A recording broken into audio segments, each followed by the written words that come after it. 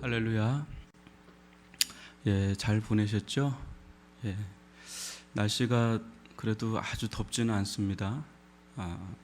여러분 이 여름 또 강건하게 보낼 수 있기를 바라고요.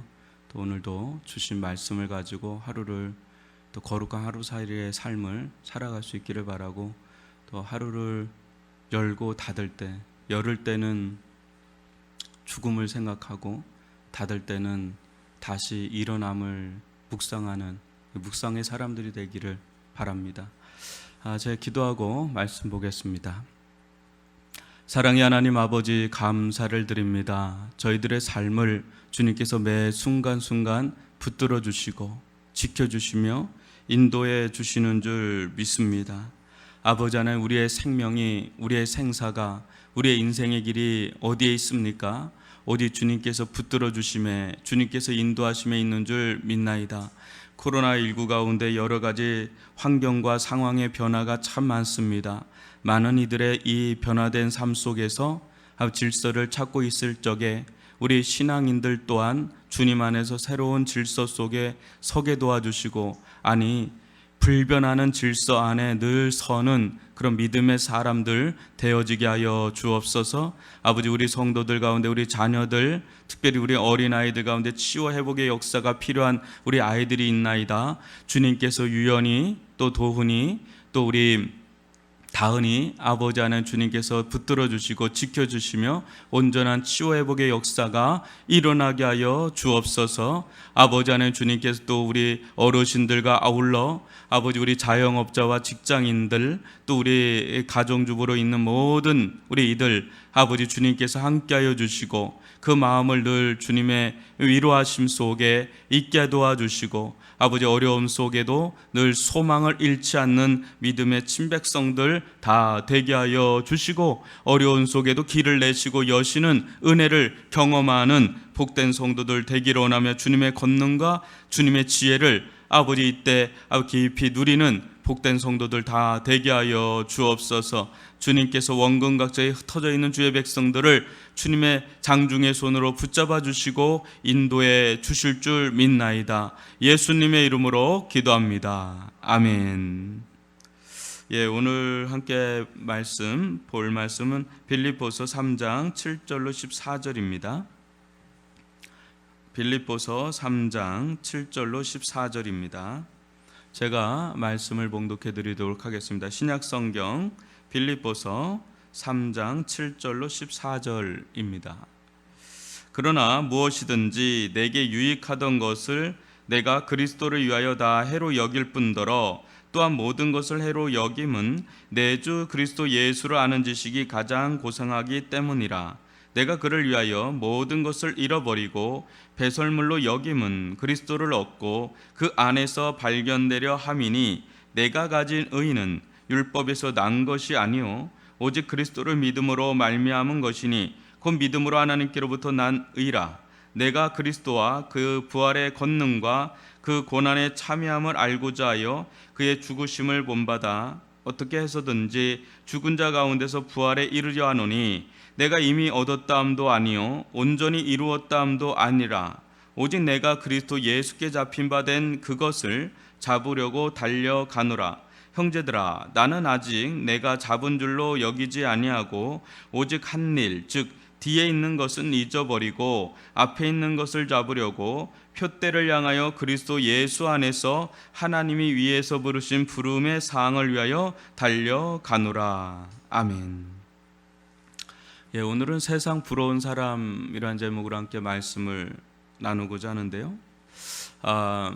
여러분, 사도 바울 하면 어떤 생각이 납니까? 사도 바울.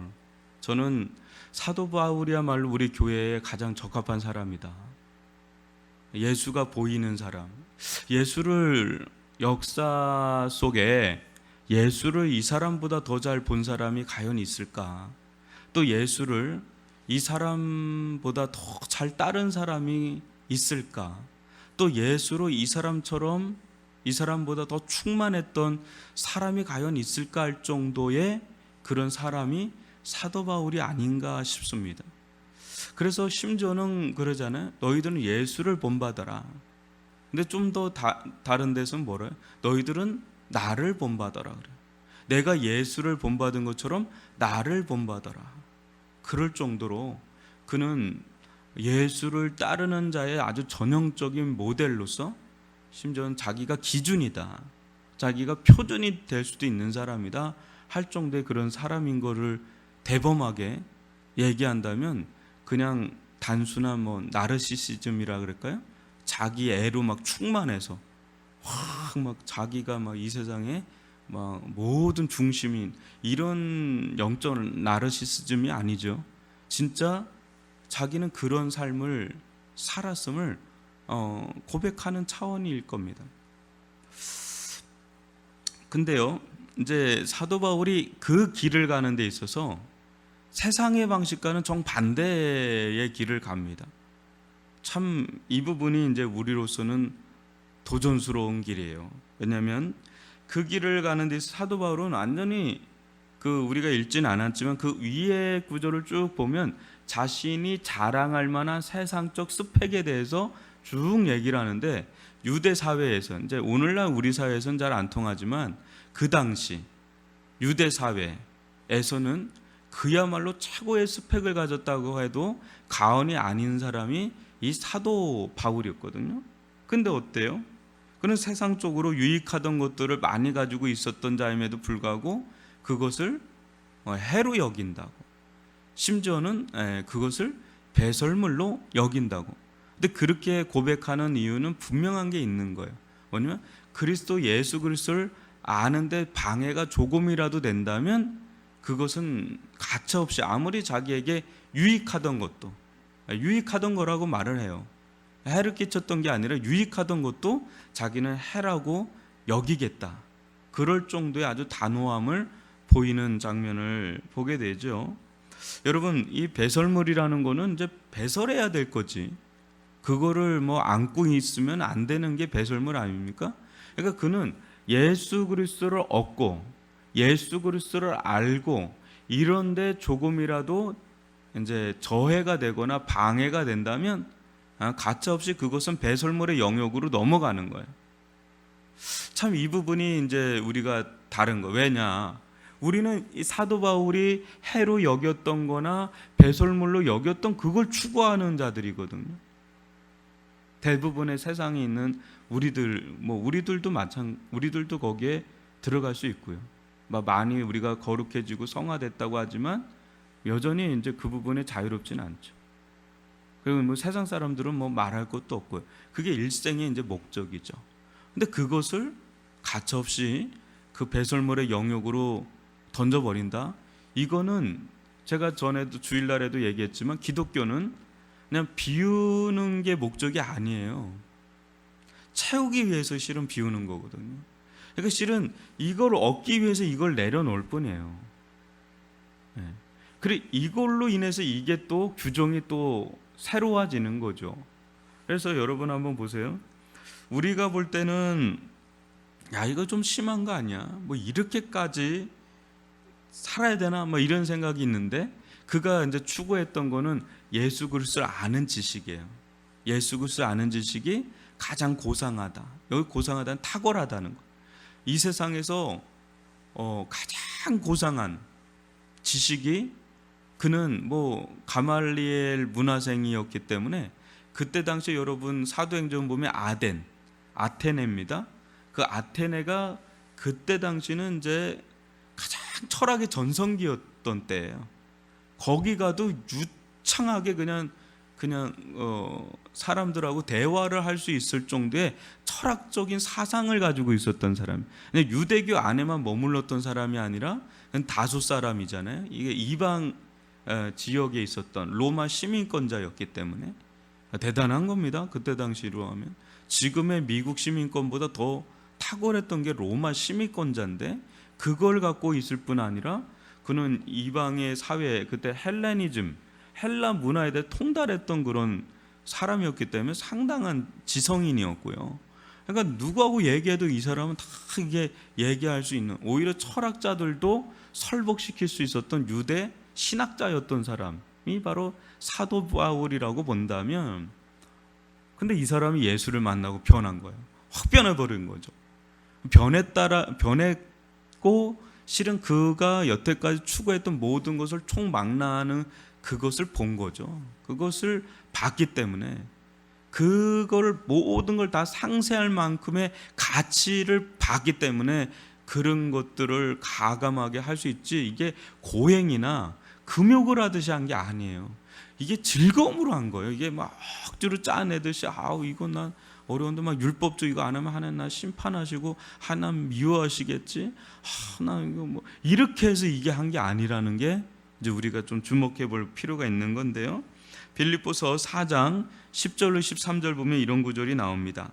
내가 주 안에서 크게 기뻐함은 너희가 나를 생각하던 것이 이제 다시 싹이 나미니 너희가 또한 이를 위하여 생각은 하였으나 기회가 없었느니라. 내가 궁핍함으로 말하는 것이 아니니라. 어떠한 형편에든지 나는 자족하기를 배웠노니 나는 비천에 처할 줄도 알고 풍부에 처할 줄도 알아.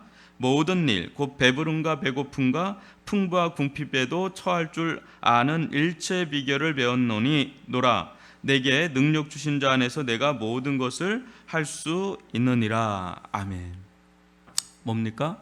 우리가 잘 아는 자기가 어떤 형편에 있든지 내게 능력 주신 자에서 자기가 모든 걸 할 수 있다 그러죠. 근데 이것을 우리가 이 문맥에서 쭉 보면 뭐예요? 내게 능력 주신 자에서 내가 모든 걸 할 수 있다. 이것은 이 자족의 영성을 말하는 거예요. 지족의 영성이죠. 뭡니까?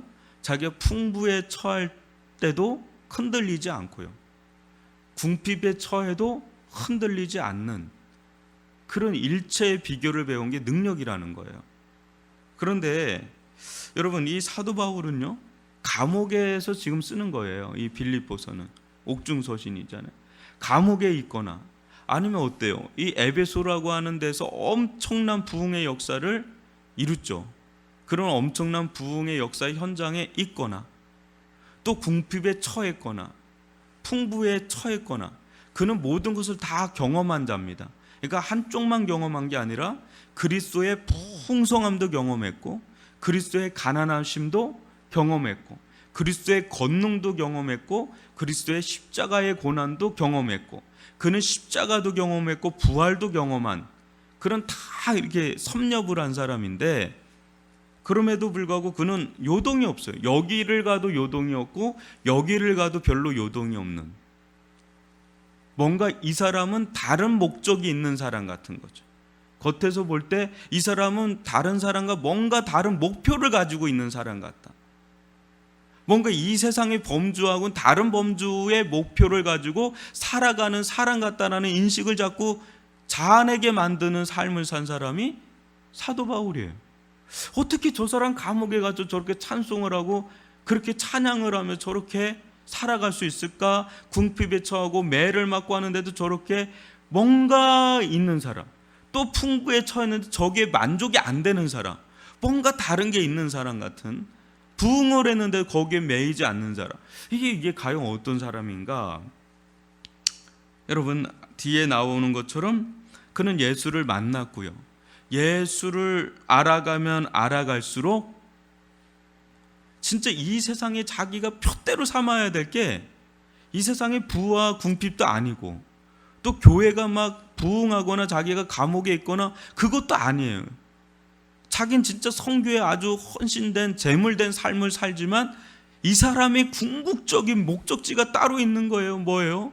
표대가 따로 있는 거예요. 이게 설정돼 있으니까 자기 삶 속의 환경 가운데 뭐가 들어와도 그게 별로 자기에게 커다란 궁극적인 길에 이탈을 주지 않는 거예요. 변화를 주지 않는 거예요. 왜? 더 고상한 뭔가가 있는 거예요. 그 아예 표대 자체가 다른 거죠. 그게 뭡니까? 예수 그리스도를 만났고요, 예수 그리스도를 알았는데 예수 그리스도를 더 알아가면 알아갈수록 이게 진짜 이 세상을 다 섭렵하는 최상의 탁월한 가장 고상한 지식인 걸 안 거죠. 근데 그 예수님을 발견하면 발견할수록 그 예수님과 관계를 맺고 있는 자신이 누구인지를 알게 되는 거예요.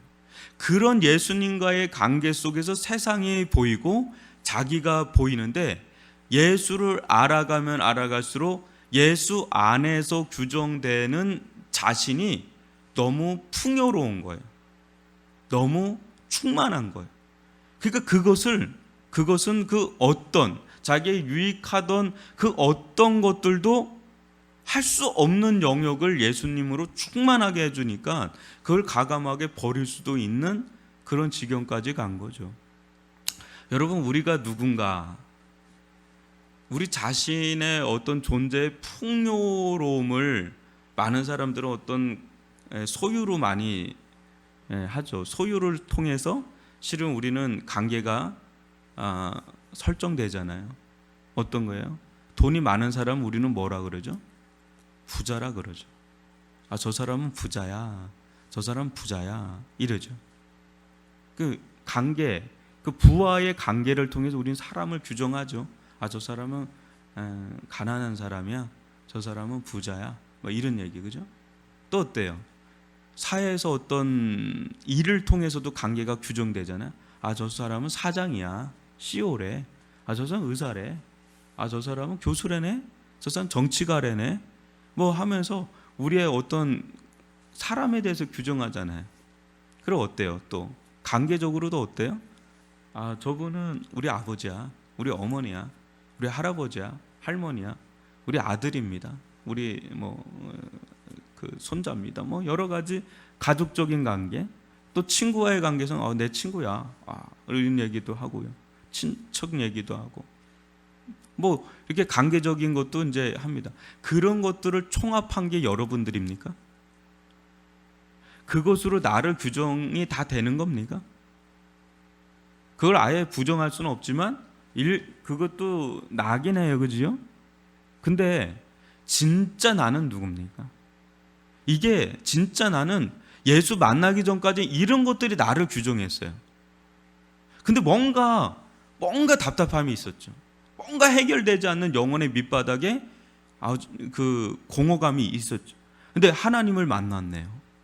예수님을 만났네요. 근데 예수님을 만나고 하나님과 만나고 그러면서 어때요? 하나님과 관계를 맺으면 맺을수록 거기 안에서 주어지는 나라는 존재가 세상에선 전혀 주어질 수 없는 나에 대한 규정이 오네요. 근데 그 중에는 집사님입니다. 성도님입니다. 뭐 권사님입니다. 장로님입니다. 목사님입니다. 전도사님입니다. 뭐 이런 얘기들이 있어요. 근데 이게 다 또 우리를 영적으로 다 규정하는 건가요? 아니거든요. 진짜는요, 예수 안에서 내가 누구냐 이거예요. 예수 안에서 내가 누구냐, 하나님 안에서 내가 누구냐, 그 존재의 풍요로움을 누린 사람이 사도 바울이었고요. 그것을 알면 알수록 자기가 뭘 위해서 살아가야 되는지도 분명하잖아요. 우리가 어떤 관계를 맺어서 저 사람은 누구야 하는데 거기서 그 사람의 사명도 나오잖아요. 인생의 길도 거기서 우리는 나오잖아요. 엄마의 길을 가고 아빠의 길을 가고 사업가의 길을 가고 길이 주어지는데 우리는 예수와 관계를 맺으면서 예수의 길을 가는 예수의 사람들이다라는 것을 말입니다. 이것이 우리의 궁극적인 목적이라는 거예요. 그러니까 이것이 궁극적인 목적이 되다 보니까 여러분, 이 세상에서의 관계는 굉장히 유한하지 않나요? 65세 되면 은퇴해야 돼요. 그러면 나는 더 이상 사장이 아니에요. 더 이상 의사가 아니에요. 그때 남자들 같은 경우 굉장한 정체성의 혼란을 경험합니다. 재작년도인가요? 제가 베이비 부모 세대들이 이제는 막 은퇴 시기가 많이 들어왔잖아요. 그 집사님들이 자기 여태까지 이사였고 전무이사였고 상무였고 부장이었고 막 이렇게 대기업 막 이렇게 했는데 한순간에요 아무것도 없어요. 아무것도 없어요. 그래서 집사님, 여태까지 수고했으니까 좀 쉬세요 하는데 한 달을 못 쉬어요. 그게 못 쉬어서 문제가 아니라 내 정체성이 흔들리는 거예요. 그러니까 어디든 들어가야 되는, 어디든 관계를 맺어서 사회적 포지션이 주어져야, 그게 경비원이라도 상관이 없어요. 1억을 못 낸대요. 왜요? 그랬더니 내 1억 가지고는 안 뽑는데요. 아니 이런 사람이 어떻게 경비원을 시킬 수가 있느냐고. 너 부담된다고. 그래서 이력을 다 지운대요. 지우고서라도 들어가고 싶은 거예요. 돈이 목적이 아니에요. 왜냐하면 연금 다 나오기 때문에 부족함이 없어요. 돈이 목적이 아니라 자기 정체성이 흔들리는 거예요. 근데 우리는 그런 때를 많이 맞이하거든요. 결국은 우리가 맺고 있는 것들이 영원하지가 않아요. 영원한 정체성은 영원한 관계를 맺어야지 거기서 나오는 거잖아요. 근데 사도가 영혼을 본 거예요. 자기의 영원한 관계를 맺고 있는 예수, 그 안에서 자기의 정체성이 계속 주어지니까 다 내려놓는 거예요. 다 내려놔 상관이 없어요. 그를 규정하는 거는 물론 그렇다고 모든 걸 하고 막 산속에 들어가 사는 사람 아니에요. 그는 아주 계속해서 도시로 들어갑니다. 파고 들어갑니다. 근데 그는 그게 목적이 아니에요. 그게 궁극적인 목적이 아니라는 거예요. 궁극의 목적이 그는 따로 있었던 거예요. 따로 설정되어 있으니까 뭔가 다른 사람인 거죠. 다른 범죄의 삶을 사는 거죠. 예수 그리스도, 그분을 폿대로 삼아서 달려가는, 그거에는 끝이 없어요. 끝이 없는 다른 박질은 이미 얻었다함도 아니요. 내가 그것을 쫓아가노라 그러잖아요. 부름의 상을 위해 예수 그리스도, 그분을 더 얻고자 하는 그 부름의 상을 가는 거죠. 여러분, 이 세상에서 가장 궁핍한 자가 어떤 자인지 아십니까? 신앙생활을 해도 마찬가지예요. 마지막 때 가서는요, 내가 예수를 얼마나 알고 있었나, 이게 딱 드러날 때가 올 겁니다. 이제 정신없이 일할 때는 몰라요. 근데 마지막 때 가서는 내가 참 예수를 아는 지식이 참 아주 비천했구나, 미천했구나. 이렇게 되면 이미 이거는 이제는 돌이킬 수 없는 길로 와 있잖아요. 지금 추구해야 돼요. 일생을 지금 추구해야 돼요. 일생 예수 그리스도를 열렬하게, 아침에 눈 뜨면 예수 그리스도, 저녁에 눈 감아도 예수 그리스도, 매 순간 예수가 보이게 하여 주옵소서. 예수가 보이게 하여 주옵소서. 예수가 보이게 하여 주옵소서. 예수와 함께하는 삶을 살게 하여 주옵소서. 예수를 보는 삶을 살게 하여 주옵소서. 예수를 아주 그냥 수천 번도 더 외치면서 속으로, 그러면서 예수의 사로잡힌 삶을 살아가는 그런 믿음의 삶을 사시기를 바랍니다. 예수를 아는 지식이 가장 고상하고 탁월한 지식입니다. 우리 이 시간 이 말씀을 가지고 묵상을 하고 기도하면서 우리들의 삶을 규정하는 여러 관계 속에서 예수와의 관계가 가장 고상한데요, 우리 진짜 예수님을 알고 있는지, 예수의 길을 따라가고 있는지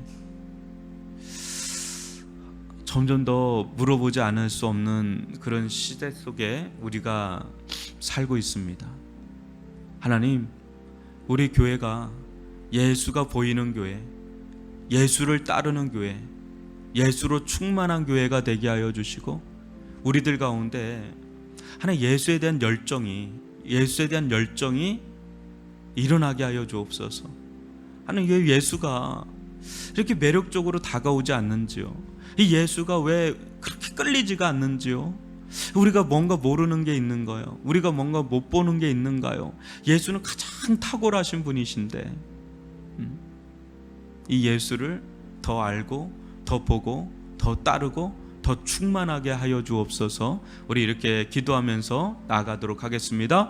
주여, 오 아버지, 하는 저희들 가운데 날마다 어떤 길을 가야 될지를 알게 하여 주시옵기를 원합니다.